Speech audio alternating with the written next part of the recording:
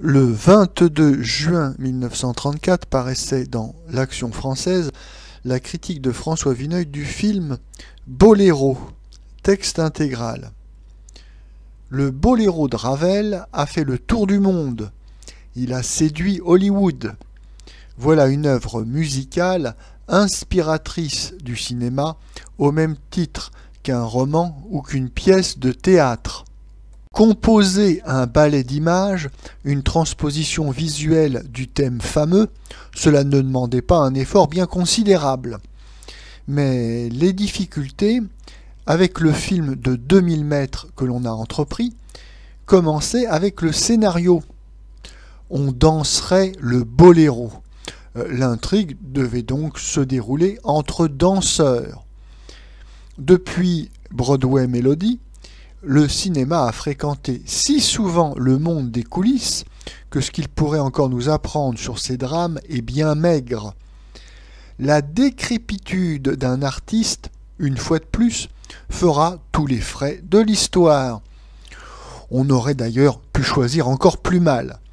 Mais tout ce qui subsiste d'humain, de poignant dans ce cas, se disperse vite parmi les papotages de cabotines, les arguties sentimentales, le mélo, enfin. On fait écrire à Ravel le boléro à l'époque où il composait l'heure espagnole, ce qui n'a pas une très grande importance. Un danseur de boîte de nuit improvise un numéro sur ce thème.